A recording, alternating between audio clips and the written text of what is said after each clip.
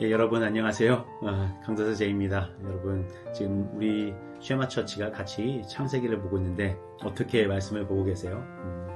제가 주일날 같이 그 질문들에 대해서 생각을 해봤는데 사람들이 참 성경을 읽기가 어렵다는 생각이 들었습니다. 일단 이해하기도 어렵고 그리고 진짜 오래된 이야기들이니까 지금 세대와는 많이 다른 그런 모습들이 있어서 역사적으로도 잘 알지 못하면 이 한마디 한마디가 무슨 소리인지 잘 모르실 거라는 생각이 들더라고요. 그래서 오늘은 이렇게 지금까지 읽었던 내용을 간단하게 추려보고 그리고 오늘 읽었던 내용을 또 얘기하면서 매일마다 하나님이 우리에게 어떤 말씀을 주시는지를 간단하게 성경을 이렇게 같이 살펴보면서 한번 나눴으면 좋겠습니다.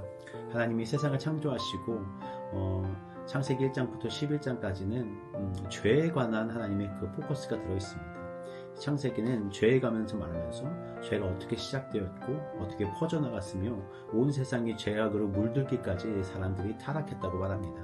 그런데 그 가운데 하나님은 중간중간 하나님의 사람들을 부르십니다. 그래서 그 부르심에 응답하는 사람들을 하나님이 찾고 계셨고 그 중에 한 명이 노아가 되었고 또 그 중에 또 한 명이 바로 아브라함이었습니다. 그래서 이 부르심에 응답한 사람들에게 하나님은 하나님의 계획들을 이뤄가시죠. 우리가 재미있게 살펴볼 것은 무엇이냐면 하나님이 믿음의 조상으로 생각하는 그 사람을 아브라함으로 정하셨다는 말입니다. 사실 노아가 어떻게 보면 믿음의 조상이 아니었을까라는 생각이 들지만 하나님은 아브라함을 기점으로 하나님의 일들을 하나님의 부르심을 이어가십니다. 그래서 성경에는 곳곳에 아브라함과 이삭과 야곱의 하나님이다 라고 말씀하고 계시죠. 아브라함과 이삭과 야곱의 하나님, 그 하나님이 왜 이렇게 이 말을 좋아하셨냐면 아브라함과 이삭과 야곱 그리고 그 아들들까지는 하나님을 믿는 사람들이었단 말이에요. 그러니까 이 4대가 하나님을 믿는 계보는 성경 역사상 거의 그렇게 등장하지가 않습니다. 그러니까 하나님이 얼마나 좋아하셨겠어요. 그 믿음이 대를 이어져 내려오는 것. 그래서 내가 이런 하나님이야, 이 가문의 하나님이야 라는 걸 하나님은 너무 즐겨 말씀하셨던 것 같습니다. 그래서 아브라함을 택하신 하나님은 아브라함을 그 갈대아 우르에서 불러내시죠. 사실은 그 가족을 불러내셨습니다. 그 아버지 데라와 아브라함과 그리고 그의 동생 나홀을 부르셨을 수도 있겠지만 하지만 이 가족은 모두 뿔뿔이 흩어지게 되는 거죠. 나홀은 우르에서 나오지 않았습니다. 하나님의 그 부르심에 반응하지 못했던 것이고 또 데라는 가나안까지 가려고 했으나 그는 하란에서 머물렀습니다. 하나님의 그 생각들이 그 안에 들어갔을 수 있겠지만 우리의 생각이 끝까지 가지 못하는 우리의 가장 취약점 부분이죠. 시작은 하였지만 끝을 맺지 못하는 우리의 믿음의 신앙의 생활도 볼 수 있는 것 같습니다. 우리는 마지막까지 가야 되는데 그 마지막까지 도달하기는 참 어려운 것 같아요. 우리를 잡아끄는 어떤 것으로부터 여러분이 벗어나고 마지막까지 하나님이 말씀하신 곳까지 갈 수 있는 여러분 되길 원합니다. 그것이 창세기 어제까지 본 내용입니다.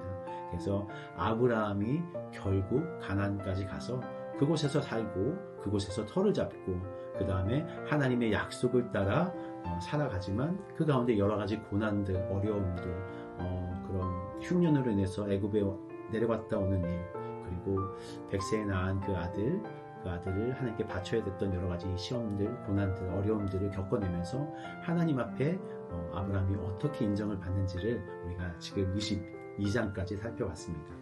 오늘 23장, 24장을 한번 살펴볼 텐데 한번 성경을 보면서 살펴볼게요.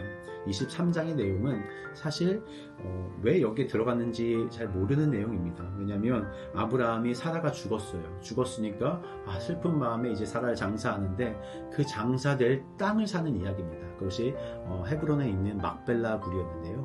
그것은 사실 다른 주인이 있는 곳이었습니다. 그런데 이것을 아브라함이 그 사람들의 얘기해서 내가 돈을 주고 이것을 사겠다라고 얘기해요. 그 사람들은 돈을 주고 사지 않아도 괜찮습니다. 그냥 여기에 아무데나 당신이 원하는 곳에 사라를 장사 지내세요 라고 말하죠. 하지만 아브라함은 굳이 그 땅을 돈을 주고 삽니다. 당시에 돈을 주고 땅을 산다는 것은 주인이 확정되는 것이거든요. 그러니까 아브라함은 그 막벨라 굴의 주인이 된 것입니다. 사실 하나님이 가나안 땅을 아브라함에게 주기로 말씀하셨지만 가나안 땅을 아브라함은 돈을 주고 산 적이 없어요. 근데 이 땅이 어떻게 아브라함의 것이냐라고 말할 수 있을 때 사실은 그렇지 못했을 수도 있겠죠.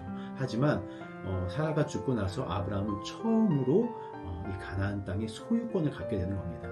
그래서 지금 이 책을 읽고 있는 그 이스라엘 백성들에게 이 우리가 가나안 땅에 가야 될 그런 어떤 목적을 심어주는 거죠. 이 땅은 원래 우리의 것이야. 우리가 우리의 조상이 사놓은 이 땅으로 다시 돌아가는 것이다. 이렇게 이해를 하는 거라고 볼 수 있겠습니다. 그래서 이 막벨라 불은 그 나름대로의 의미를 갖고 있는 거죠. 24장에서는 이제 아브라함이 그 종을 하란으로 보내면서 그곳에서 이삭, 자기의 사랑하는 아들 이삭의 아들을 찾는 내용입니다. 보시면 왜 이 내용이 이렇게 길게 나올까? 한 장이 이게 엄청 길거든요. 24장은 전체를 보면 67절까지 있어요. 이 내용이 전체가 그 종이 그 리브가를 찾아서 데려오는 일, 그래서 그 리브가가 이삭과 결혼하는 그 내용으로 나와 있습니다. 이것을 보면서 저는 우리가 하나님의 보냄을 받은 사람으로서의 어떻게 살아야 할지를 이 24장을 통해서 보게 되더라고요. 일단 이 종은 이름이 나오지 않습니다. 이름이 나오지 않아요. 이 종은 이름 없이 그냥 자기의 일을 묵묵히 행하는 사람이었습니다. 그는 그의 주인 아브라함이 하나님을 믿었고 그 하나님께서 어떻게 행하실지를 하나하나 생각하면서 그 길을 떠났다고 얘기합니다. 하나님이 우리한테 과연 어떤 일을 맡기실까? 이 내용을 보면 벌써 24장에서는 하나님께서 3절에 그리고 2절에 자기 집의 모든 소유를 이 종에게 맡겼다고 했습니다. 하나님이 과연 우리에게 하나님의 모든 소유를 맡길 정도의 신뢰가 우리한테 있을까라는 생각을 해보게 되었어요. 하나님은 나를 얼마만큼 믿으실까? 나를 fully 믿으시긴 할 텐데 근데 내가 과연 이런 일을 맡겼을 때 해낼 수 있는 사람일까를 하나님은 생각하실 겁니다. 근데 우리의 소원은 뭐냐면 하나님 맡겨주십시오. 내가 그 일을 반드시 해낼 수 있습니다 라고 고백하는 그런 모습이 있으면 얼마나 좋을까라고 생각됩니다. 그래서 이 종이 떠나요. 긴 길을 떠납니다. 떠날 때 물어보죠. 하나님, 아브라함에게 내가 어떤 일을 해야 됩니까? 이렇게 됐을 때는 어떻게 해야 됩니까? 라고 묻는 내용이 나옵니다.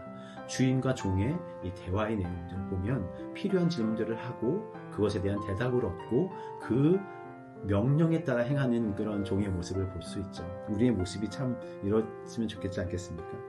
그래서 그 먼 길을 떠나면서 기도합니다. 하나님한테 기도하는 거죠. 하나님, 좋은 신부를 구할 수 있게 도와주십시오. 그런데 그 조건들과 그 내용들을 상세하게 하나님께 아뢰입니다. 재밌죠? 그런데 15절에 보면 말을 마치기도 전에 라고 나옵니다. 하나님이 마치 네가 그 할 말을 내가 기다리고 있었어.